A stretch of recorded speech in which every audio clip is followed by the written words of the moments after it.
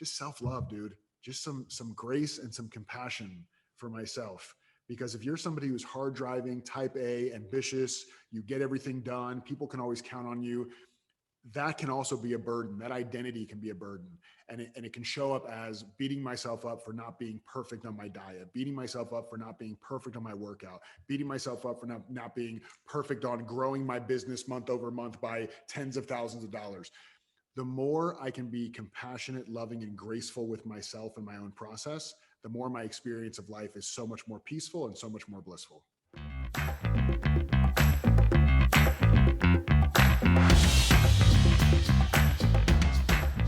Hey, and welcome back to another episode of the Thrive State Podcast. It's your host, Dr. V, and I am here with you with a very, very special guest, a very good friend of mine that I actually met at one of these personal development retreats. If you haven't been to A-Fest yet, it's run by Mindvalley. So check out mindvalley.com and afest.com. When the world starts opening up again, this is probably one of the best transformative experiences I've ever been to. It really is a combination of Burning Man and TED Talks kind of mixed into one. Well, my guest today has hosted and emceed multiple A-Fests, and a really good friend of mine. His name is Jason Goldberg.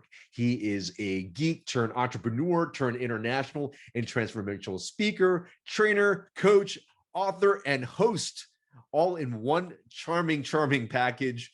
As he says so himself in his website, he blends a love of personal growth, comedy, and sometimes even rap music to his speaking, his training, his workshops to help people open their minds, transform their lives, businesses, and pee their pants from laughter. No kidding. After spending over a decade in a successful information technology career, he left the corporate world to launch an award-winning transportation startup, followed by co-founding and serving as CEO for a tech firm in partnership with NASA to commercialize technology from the space shuttle program. This guy has done some work. He now uses his humor, experience, and enthusiasm on being of deep service to inspiring individuals from pro surfers to CEOs to A-list celebrities. This guy has a huge network and has worked with some of the world's top celebrities and coaches. He has an international best-selling book called Prison Break, and it's available to you guys for free if you guys listen in to the end of this podcast episode. He is super fun. This episode is going to be super high energy. You're going to want to check it out. Ladies and gentlemen, my good friend, the Jason Goldberg. Ladies and gentlemen, Jason Goldberg, welcome to the Thrive State Podcast. How are you doing, brother? Dude, I'm so excited. Plus, I just finished the book, and who knew he was dead the whole time? He was dead the whole time. It's crazy. I had no idea. How are you just going to do a big spoiler alert on the start of the show, Jason Goldberg? Funny, really quick funny story though. I mentioned this is like maybe a year ago. I mentioned something about the end of Sixth Sense and like giving away what it was. Yeah. And somebody was like, "Damn it, man! I was going to watch that this weekend." I'm like, this thing came out over a decade ago. You're done. You don't get any more leeway on not knowing the ending to that movie. Baffled me that somebody was upset that I ruined Sixth Sense for them, however many years later after the movie came out. Yeah, but Thrive State just came out 2 weeks ago, brother. I'm sorry. Spoiler alert, it will change your life. How about that? Spoiler alert will change your life. Sounds good. So I love everything that you're doing. I love the new podcast. Jason Goldberg is ruining podcast. In fact, you're going to ruin this podcast by starting off with a little bit something different. We're going to just do 5 really quick random questions, game show style. All right. Each question's worth 100 points. There's no right or wrong answer. And I choose whether or not you get it right or wrong. All right. Here we go. Got it. Yeah. Question number 1, go-to lovemaking song. Go. Oh God. Bed by what's his name? Jay something or other. It's Bed. I can't remember the name of the guy right now because you're putting me on the spot, but it's called Bed. Okay. Bed. Check. Number 2, your favorite book.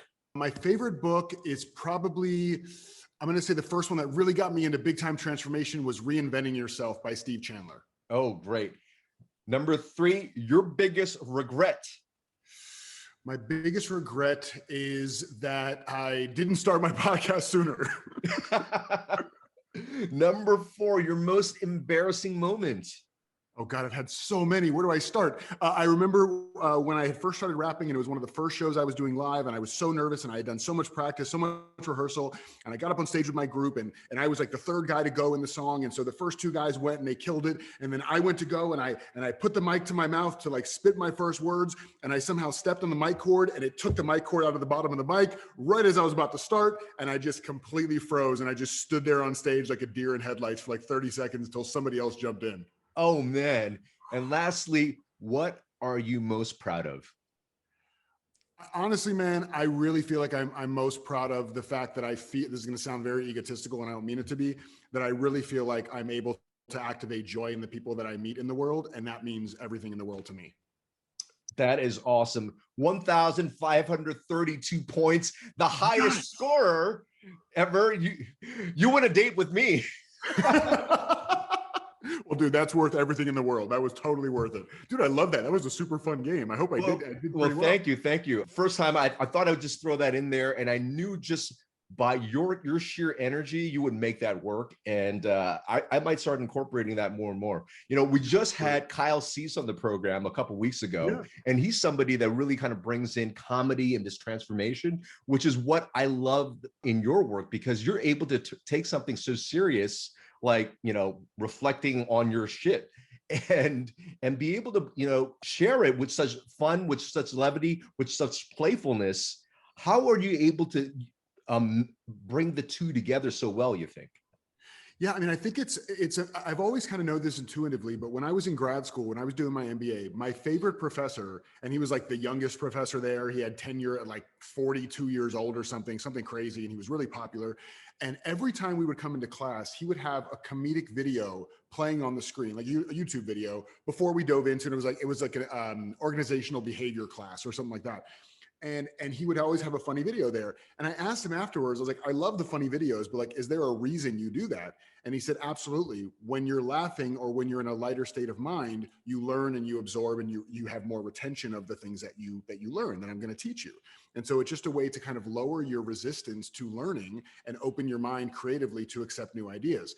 And so again, like I said, I kind of intuitively always knew that. So when I then shifted into being more of a teacher myself and coaching and all those kinds of things, I just know for myself that the more lightness and levity that there is around a situation, this is not to trivialize. We're not trivializing people's traumas. We're not trivializing personal growth. We're not trivializing the sadness or depression or anxiety people could be feeling.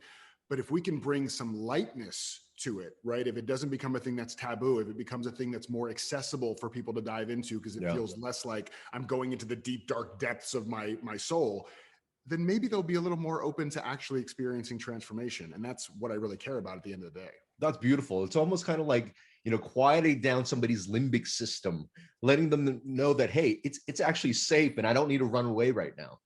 That's exactly it. And that's the beauty of levity. And it's also the beauty, and I know you know this so well, of storytelling, right? Like humor and storytelling somehow subvert the inner critic. The inner critic and the ego say, oh, somebody's telling a story. Okay, I don't need to listen to this. And it kind of sneaks in, and story and metaphor really kind of anchor in your brain. So anything that we can do to kind of subvert and go around the fear so that we're more open and receptive, I'm always down for. That's beautiful. And I love the fact that you bring in storytelling, because I would like for you to tell us a story. You know, you're working with A-list clientele, lots of celebrities right now. You've opened for Wu-Tang. You know, you've got a great career ahead of you, but it hasn't always been that way. In fact, I remember you telling me you were brought up by a single mom and you used to be 332 pounds. So a lot of people are listening to this podcast now is, how do I make that shift? And you made a huge shift. So I want people to be able to really kind of, you know, connect with the person and let people know that you weren't always the JG we have here on the screen today, right? Yeah, why don't you bring us back, to growing up in a single mother household? Yeah, I was raised by a single mother and I'm an only child. So it was really like, it was just me and mom. Like I didn't have like a sibling to go confide in or to share any of the burden of being kind of in traumatic times or stressful times. It was always just she and I, and which was great for me because it did kind of force me to grow up a little quicker. And at the same time, kids being forced to grow up too quick can sometimes have some traumatic effects as well. So I think just because my mother is lovely and amazing and hardworking, and she hustled her butt off to make sure that I always had everything I needed. And she also had a lot of stress and anxiety and a lot of tension and anger and like things like that she kind of came from naturally, that she learned, from her household, just kind of pushing forward.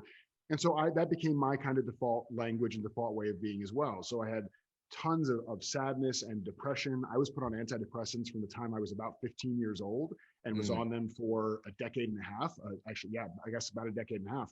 And just lots of anxiety. I had suicidal ideation into my 20s. So it isn't that like I had this crazy transformation and I became this joyful, fun-loving person. It's that without the tools and the understanding and the language and the model or example of what it looks like to navigate the things that are heavy and uncomfortable and negative, for lack of a better word, I just defaulted to sadness and despair and all these things. So the joyful, happy, whatever person that I am now is who I always was. That's who I've always been. But I let kind of the world dump onto me and have me forget who I was and think that wasn't okay to be. And so that kind of became my default, man. It's how I lived in the world. I like to say a lot that, growing up, and especially once I got into my adulthood, getting into my 20s, and I was in technology very early on. I was, that's the one thing I had going for me, is that in the midst of all the stress and despair and anxiety, I did really well in my career. Also, probably because I was trying to prove something, right? And that's why I worked so hard and obsessed over work. Yeah. So I was doing really well in my career, and I was, making over 6 figures in my 20s, and I was the director of engineering and operations for a tech consulting firm, and like doing all these things. But none of that ever was enough to actually make me feel happy. Not, at least not for too long, right? And so it got to a point in 2009 when I was 332 pounds and just dealing with so much anger and anxiety and stress that I had kind of this wake-up call that I say it's the day the universe cut me off. And I talk about it in Prison Break. It's kind of chapter 1 of my story. And having this realization that I can't live by these mantras anymore that I've been living by. And these 2 mantras were, that's just the way I am, right? If anybody was like, why do you get so angry? Why can't you just control yourself? Why are you always this way? That's just the way I am. Like permanent, pervasive personality disorder is what I believed I had. And the other mantra was, who can I blame? Right? No personal responsibility whatsoever. So there was this day in 2009 where I just, for whatever reason, I could no longer take seriously these mantras of that's just the way I am and who can I blame? And that started my trek into personal growth and transformation. And that's been since 2009. And we can go wherever you want inside of that. No, that's beautiful. Tell me that, so many people want to be able to take action. And so, and they are taking mild action to try to shift their health. But I think I've heard you mention before that it's not just the actions. There's a lot of mental and emotional shift that needs to happen as well. So can you take us back to that, to your weight loss journey? If you feel comfortable, talk about, everything you've tried to do in your weight loss journey. Yeah, absolutely. Yeah. So being a big kid since I was so young, I was the chunky kid in like first grade. Yeah. So I didn't have this period. Like a lot of people say, like, man, if I could get back to my 18-year-old weight, I would be so happy. I'm like, my 18-year-old weight's 50 pounds heavier than I am now. So like, that's not helpful for me. I had no frame of reference of what it was like to be healthy.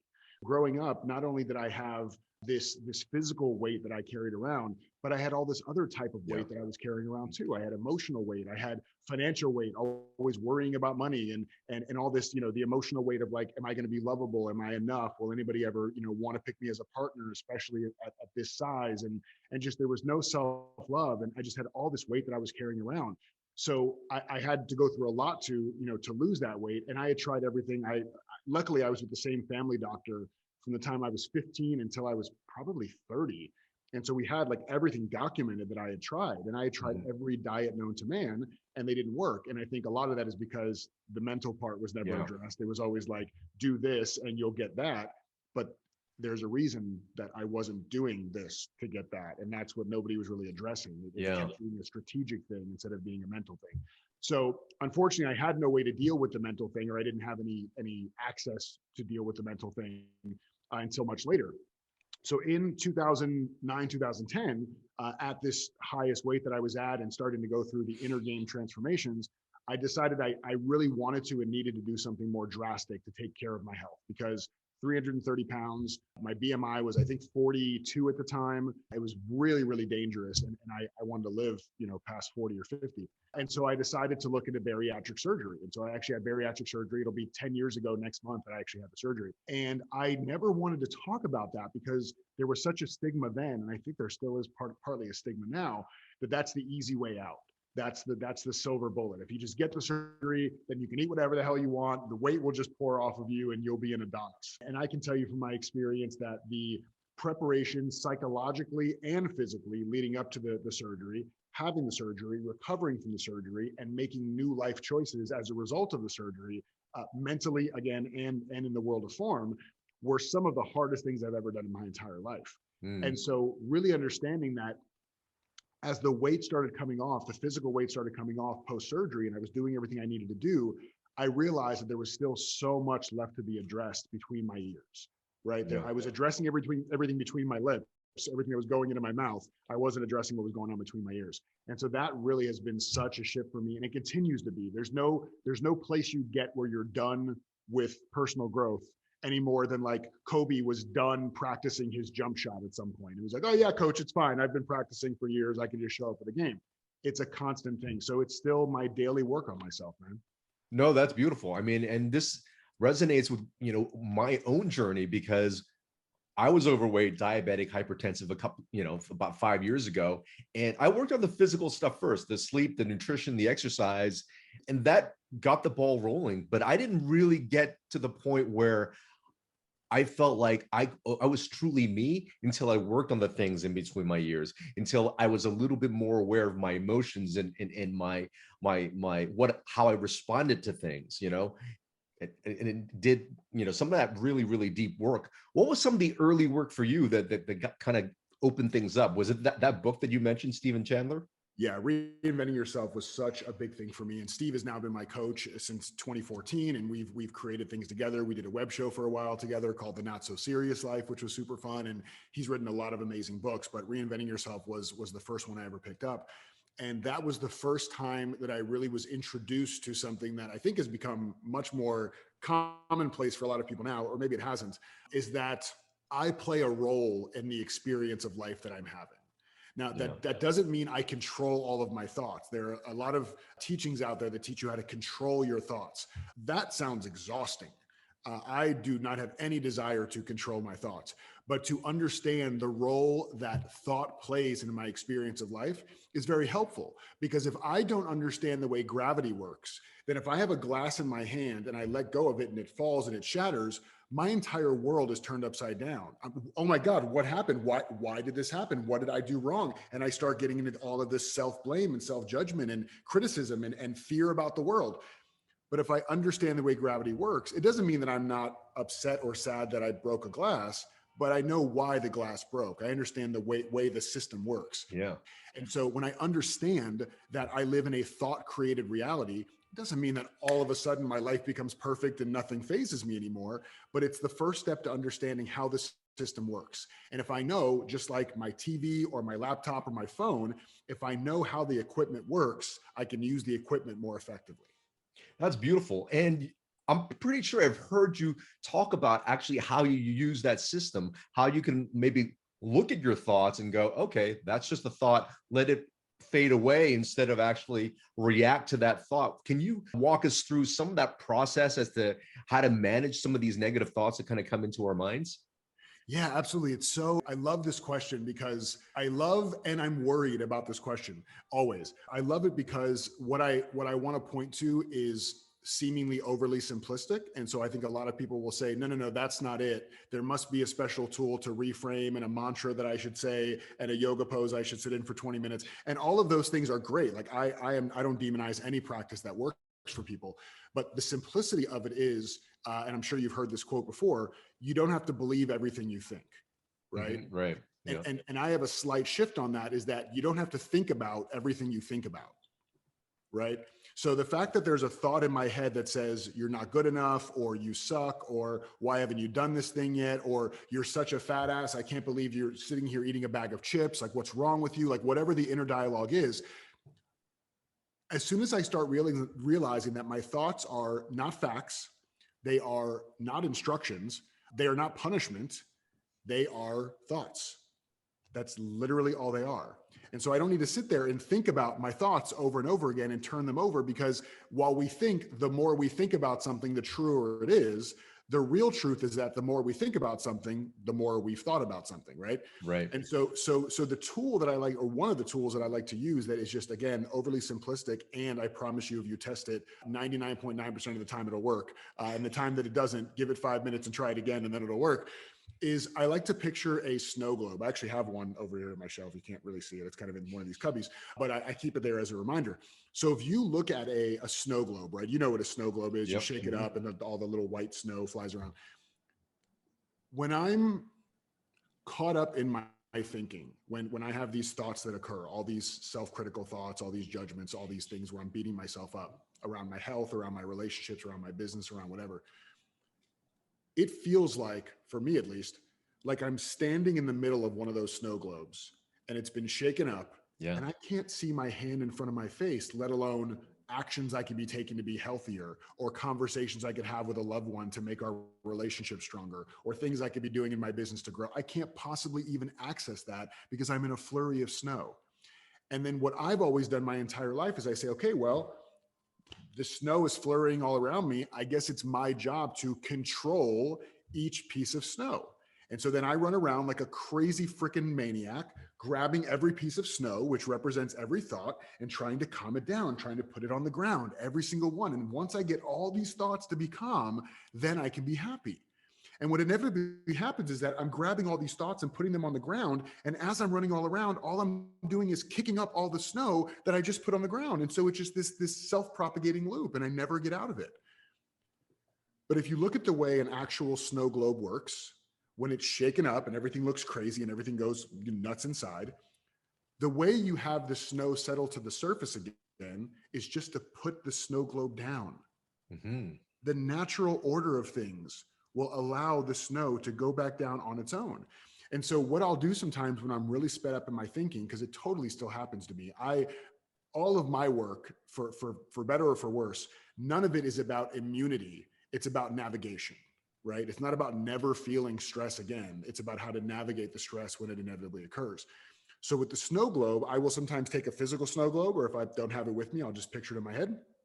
I'll shake it up and I will watch a single piece of snow, and it's doing its thing. I have no control over its path. It's swirling. It may catch a little wave of liquid and like go back up again and then come back down. It may kind of bump into another piece of snow and its direction goes off again. Mm. And I watch it, and about 20 seconds later, it hits the surface.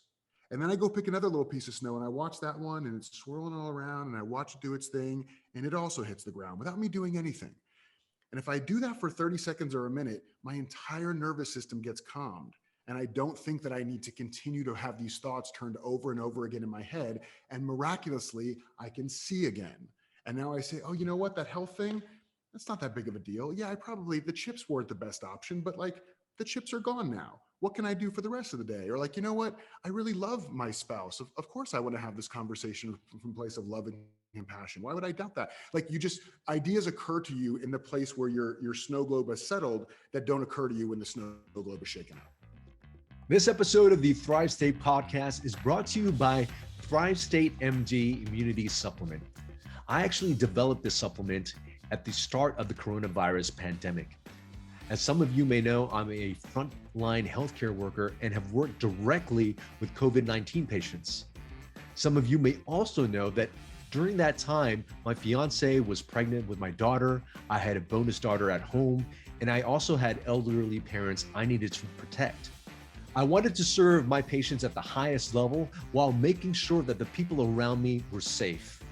And I couldn't find a product that was out there that actually had quality ingredients at meaningful dosages that would keep my immune system operating at its optimal form. I ended up having to buy supplements from multiple different sources to get the right quality, the right quantity, and the right formulation of an immune product I know would keep me safe. And while I never got sick using that formulation, it costed me hundreds and hundreds of dollars. The Thrive State Immunity Formula is a premium immune formula designed to enhance the body's own natural immune defenses.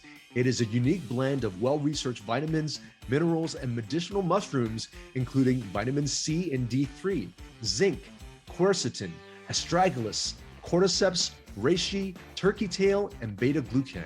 Kaya is now born. She's 2 months old as of the time of this recording. I'm still continuing to serve by treating COVID-19 patients, and I feel really confident about my immune system, applying the techniques outlined in my book, Thrive State, and taking the Thrive State MD immunity supplement. If you haven't already, pick up my book at thrivestatebook.com. And if you would like an immunity supplement of your own, the listeners of the Thrive State podcast get 20% off by using the code THRIVE20. Remember, you are your best medicine. Now let's get back to the episode. Yeah. So would you say meditating, breath work, what are some of the tools that you would use to tell somebody this is a form of actually setting down that globe? Yeah, I think there's a lot of things you can do. My goal is always, as much as possible, to have a way to do that in real time when I'm out in the world without having to sit for something complicated. And I think that breath work, amazing. I think meditation, amazing. I think progressive muscle tension techniques, going through those things where you just tense every part of your body, from the head down to the toes, and then tense your entire body, like for a few seconds at a time, and release it. Anything that, number one, gets you into your body, at least for me, because I tend to live from the neck up, anything that gets me to my body, whether it's yoga or any kind of physical exercise, that's always going to be really helpful. So all those things are great.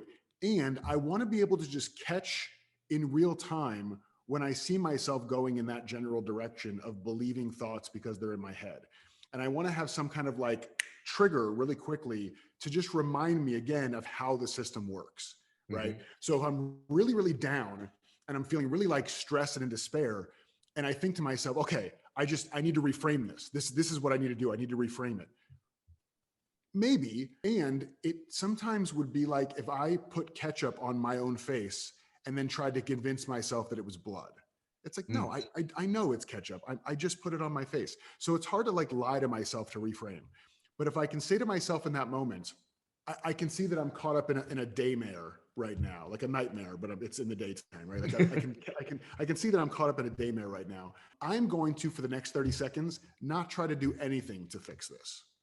I'm not going to try to do anything to overcome it. Like just really get into the practice of allowing your thoughts to be without being a nuisance, right? Mm-hmm. That's one of my mantras for myself now. Can I allow my thoughts and my feelings to be without being a nuisance? Can they be present with me without being a relevant part of my experience of life? That's very beautiful. I want, you're somebody, when I look at your content, when I see you on stage, it seems like you could tap into flow so easily. Like you're constantly in magic. You don't have to think about your answers very much. You just shoot out there. Is that something you've always had, or is that something you cultivate? It's a really good question. I think flow state in general is something that definitely has to be cultivated. I'm sure there are some things, let me rephrase that. There are some things in your life that I think flow comes naturally, right? Mm-hmm. Like I'm sure like you with your kids, or you with your wife, or you doing certain things in your professional world where you don't have to like get into a state, right? People that really love their kids, and I like to assume most people love their kids. They may not always like them, but they love their kids. I don't think they have to do anything to get into a flow state to love them. I think it's just kind of a natural bond and connection. For the things that don't feel that way, I think it's definitely something that's cultivated. And I will say that there are plenty of things that it is very challenging for me to get into a flow state around. Like for me, the creative process, I actually do not like the creative process. I just had a conversation on my podcast about this last week. I love the created process. I like to look back and see what I've created and feel the fulfillment of that. I do not enjoy the creative process, right? But I'm willing to be sadistic and stay with that and do whatever I need to do to get into a flow state around that so that I can get to this end piece that I know is going to be helpful for other people. So to your point, when you said, when I see you on stage or you're answering questions, you didn't say, when I see you writing a script for a video, because if you watch me there, you would not feel like I was in flow at all. You would see it's a lot of work for me.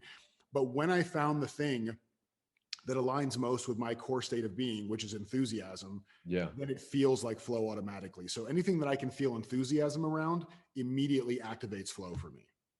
Oh, beautiful. Man, and that's one thing I want to hit is I've always heard you talk about, maybe a way into your purpose or as how you should be serving is how you activate or what you activate in other people. Can you talk about that? Yeah, I mean, that has become like so much of the core of my work. And I feel like with so many people who are entrepreneurs or they are just creators, right? Like you want to put out a podcast, you want to write a book, you want to do whatever. And we get into this place. I definitely did myself. And I see it with so many of my clients. We get into this place where the ego takes over and we feel like we need to figure out what's going to make us look the best, what's going to make us look the smartest, what's the most profitable niche, what's going to make us look most remarkable and impressive to the world. And I was so in that place. And I remember, being on stage and delivering talks and coming off stage, and people would want to come talk to me and they would say things like, I don't know what it is about you, but just seeing you on stage, it just gives me permission to be more playful and more joyful, with life and with whatever it is I'm working on. And I hated that, bro. I hated hearing that because it didn't make me feel smart. I wanted them to tell me, no, that framework that you had in slide number 6, those 4 quadrants, oh man, that was life-changing for me. And I kept pushing that away. And then finally happened when my book came out and I was on a kind of little press tour doing some morning talk shows. I was on Good Day Sacramento. Mm-hmm. It was my last morning talk show. And some of these talk shows, man, I'm sure you've done them too. The hosts are like really in it and they've been prepared. And other ones are like, jail escape. That's your book, huh? I'm like, no, it's Prison Break. They're like, yeah, sure. Same thing. And I'm like, all right, this is going to be fun. The Good Day Sacramento guy, he had read the book. He was like ready to roll. He had great energy. And we had this fantastic conversation. So after the segment was over, they came over, they were unmiking me and stuff. And the guy the anchor who was interviewing me said, I don't know what it is about you, man. I just feel so much joy when I'm around you. He's like, the people in the green room said it. The audiovisual people said it. My co-host said it. And there was something in that moment where I stopped running from that. And I said, you know what? We're not in the industrial economy anymore. We're not even really in the information economy anymore. We are in the connection economy. So I should value the way that I best connect with people. I should value what I activate in people that come in contact with me, because that's really our true differentiator. And so that has been the core for me, is that now that I know that joy activation is really my superpower, and I go out into the world with my one-line life/business plan to leave everybody I meet with at least 5% more joy than I found them. With that in mind, the execution options for that are endless. Right? Mm-hmm. I could do it as a coach. I could do it as a speaker. I could do it as a father one day. I could do it as a Starbucks barista. It doesn't matter what the noun or the title is. I can bring this kind of element of this fundamental element of joy activation into what I do. And it just takes so much pressure off of what I'm doing and how I'm showing up in the world. I loved the fact that it is just 5%, because that removes the pressure. That's just elevating something, just doing something small to lift 5% of joy, 5% inspiration, or whatever that is for somebody else. Is that purposely why you put 5% there? Absolutely, man. I am trying to make things for myself and for everybody else that I'm blessed enough to hear whatever it is I talk about. I want to make things as simple as possible. And if 100% is not going to feel simple, then it's not something we want to focus on. 5% I can do. 5%, even on my worst day, I can shoot for 5%. And the funny thing to think about this, and I'd love for everybody listening to this to figure out what that 5% is for them, because it doesn't matter what you do. You could be an insurance adjuster. You could be, a cashier, a Target. You could do whatever. And there's something that if you really show up purposefully to activate in other people, it will change your life. It will change the trajectory of your life, but it will change just the people's lives around you. It's so important. And the interesting thing for me is that what I realized, and this is a more recent realization in the last year or so, is that by me activating 5% more joy in people's lives, the flip side of that is that I'm activating 5% less suffering in their life. Yeah. And that's really what drives me, is looking back and saying, I hate the way it feels to suffer myself. It's completely selfish. I hate the way it feels to suffer myself. I don't want anybody else to feel that level of suffering. So what can I do to minimize, to reduce that? It's not my responsibility to remove the suffering from the world. That's too much. I can't handle that. But I can definitely walk into the world and say, I would love to be able to reduce somebody's suffering by 5% today. Oh, it's beautiful.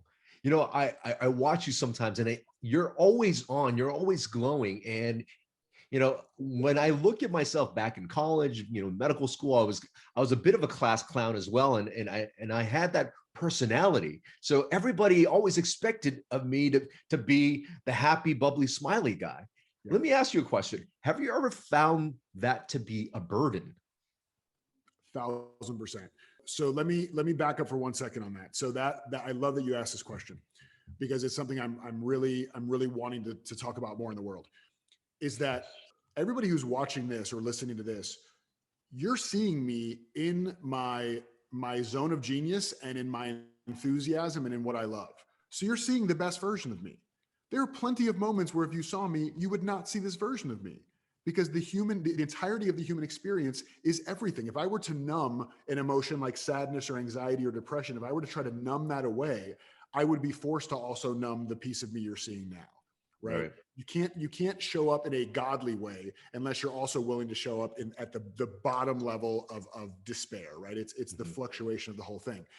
But what I will say is that what's very interesting is that I realized that growing up being, you know, the fat kid and getting picked on and feeling a lack of connection, especially with women. I mean, it was difficult in general, but with girls, I should say, when I was younger, when I was in like school, is that I realized that if I could make people laugh, then I would feel more love and approval. Yeah. And I realized that with women, if I would just sit there and listen to them when they had problems, I would feel some kind of connection. And so I developed humor and empathy as a way to deal with my non-enoughness. And so I had to really check that, and I have to continue to check that to make sure that I'm not using my gift of empathy and humor as a shadow to try to get approval, to try to get love. Yeah. And so I'm always in that awareness of like, am I allowing my joy to come through naturally, or am I taking on the requirement to be a joyful person at the expense of what I'm really feeling? And so I'm always looking at that for myself. I'm trying to be more and more open about the times where I'm not in a high level of feeling like I'm in flow and in enthusiasm, and that's okay. Like, we need to normalize that as much as possible. Yeah. Well, thank you for being able to show the humanness of what goes on in that space. You know, one of the things I've heard you share before, I believe I was probably in the audience when you talked about this. It was the EverCoach Summit, you know, a couple of years ago, and you brought up 4 very important distinctions that I thought would be very, very helpful, because a lot of people listening to this podcast here, they're either entrepreneurs wanting to start a new business. They are people who are in not great state of health, but they want to be in a better state of health. And they just need to, you know, keep moving, and they need to stay consistent. One of the first things I thought was hilarious was that, you know, many people might not know, but they're sitting in feces. Drowning in feces. Drowning in feces. Can you tell the audience what feces is and why they probably have been drowning in feces? You mean whoever's left and still watching after we just said people are drowning in feces? Yeah. Well, for those of you brave souls who have strong enough stomachs to stick around, feces is an acronym that I created. It's FECS, and it stands for Fetal Entrepreneur Couch Syndrome. And you can replace entrepreneur with employee, fetal employee couch syndrome. And what it is just feeling this sense of despair where all you want to do is crawl up on the couch into a little ball in the fetal position and question everything that you've ever done in your life. And it's something that I, you know, going back to the stuff we've talked about earlier here, was a result of me not understanding that my thoughts were not punishments, that they weren't instructions. I didn't have the idea back then that I could inquire into my thoughts, get curious about my thoughts, as opposed to taking them as fact. So yeah, it can definitely feel like we are drowning in feces sometimes when the weight of the world is on our shoulders. Yeah. But you give 4 really good distinctions that distinguish somebody from being a victim to that of being a self-leader. Can you go through that process? Because I feel like if people could just understand this is what it takes to become the very best version of you without, hey, it's going to happen overnight, I think that'd be very useful.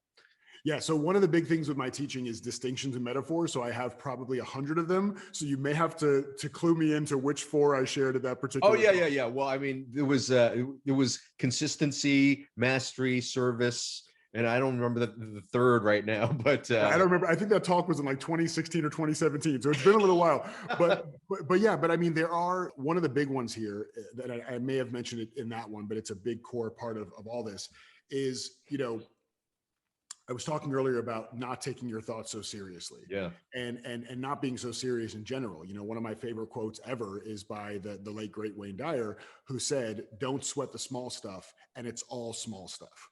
Right? It's just right. it's such like, and that's very hard sometimes for us. Oh yeah, but I got bills to pay and I got kids to feed. Yeah, I get it.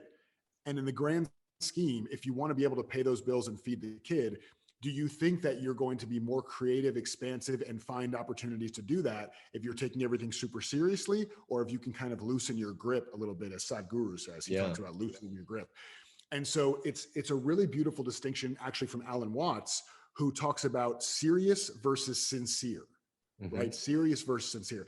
That blew my mind when I first heard it, because people would say, if you say, what's the opposite of serious, they would say reckless or flippant or aimless. And I would never invite people to be reckless or flippant or aimless about their lives. I want them to be very intentional.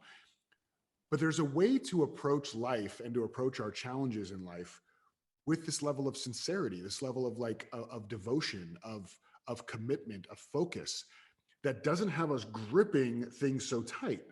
So if you think about let's say there's a heart surgeon. This works, medical stuff. You'll like this. Let's say that there's a heart surgeon, and she is meant to do a surgery at 5 p.m. And these are very intricate heart surgeries, right? I mean, you've got the scalpel, you're doing little teeny cuts in little teeny areas. I know nothing about medicine, but I'm guessing that's how it works.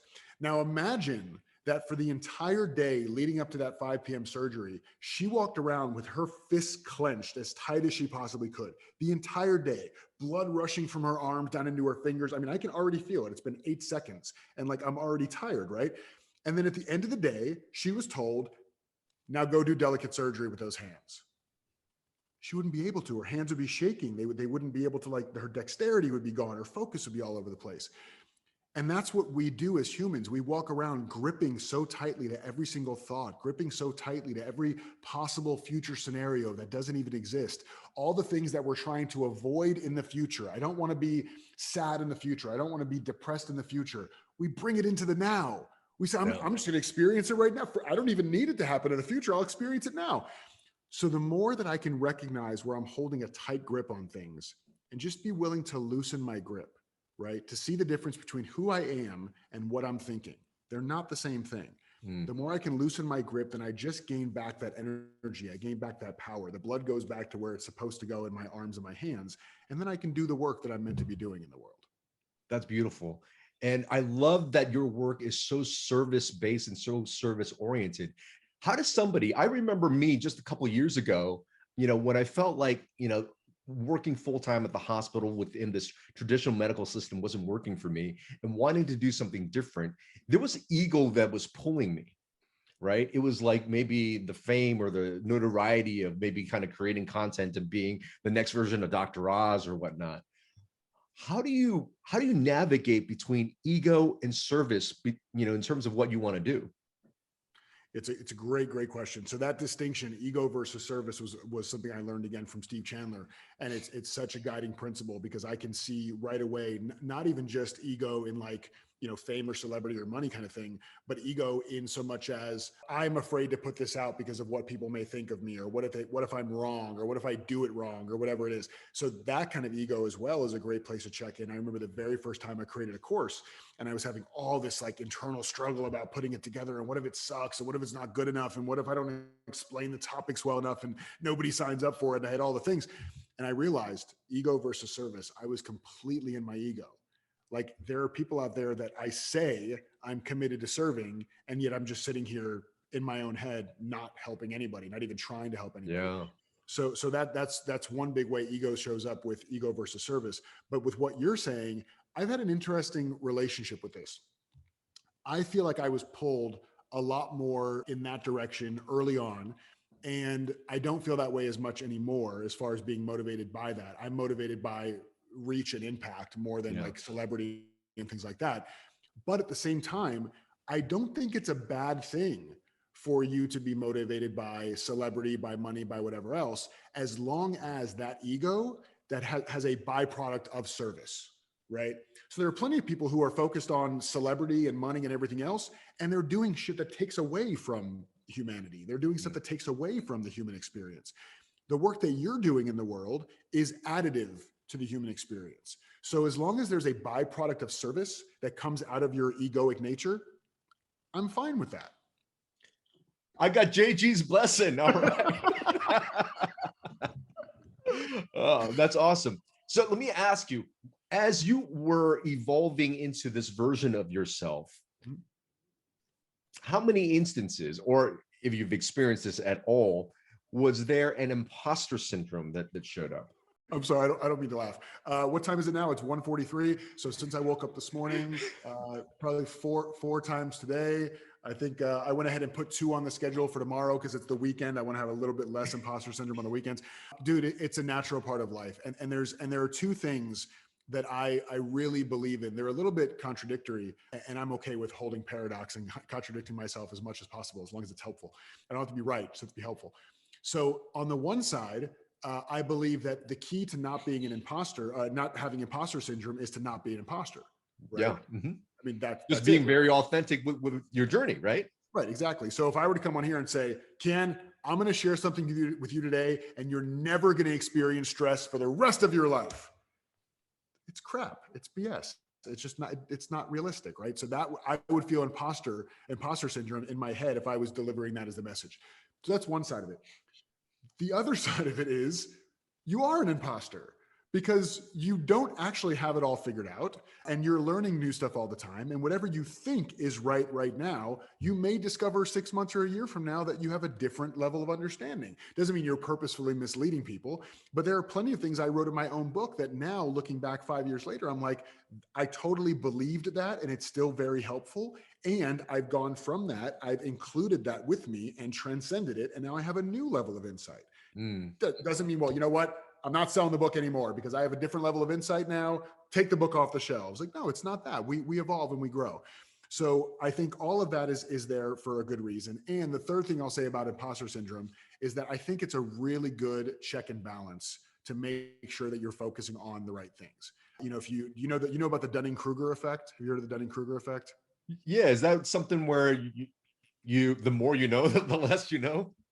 Yeah, in a sense, right? So in a way, the way it comes out is that we have an overestimation of what other people know, and we have an underestimation of our own talents. So people that suffer from Dunning-Kruger on either side of the spectrum either are really good at what they do and constantly question themselves, or they're actually kind of crap at what they do, but they think they're God's gift, right? So you kind of have the irrational optimism on one side and the irrational pessimism on the other side. And so just the fact that we have in our heads the conversation of, man, I really don't want to be an imposter, that's a great check and balance to make sure that we're focusing on doing work that matters and that we're in integrity when we're doing that work. Oh, I love that. I love the fact that, you know, that imposter thing is actually maybe a clue and a sign that you're actually moving in the right direction and doing something of service. You know, that's great. I went through the Jason Goldberg site. And first of all, ladies and gentlemen, there is only one, the Jason Goldberg. There's only one, the Jason Goldberg on Instagram and on the web. But I find that it's awesome that you're actually giving out your book, Prison Break. I am. Yeah. Well, for you guys have a specific link that's just for you guys. Getprisonbreak.com/thrive. And you can get a free audio copy or a free digital copy. Or if you're in the States, this is US only just because shipping purposes, I'll ship you a copy. You just pay a couple bucks for shipping and handling, and I'll send you an actual paperback copy. So that's just for you guys. And I hope you guys enjoy it. That's awesome.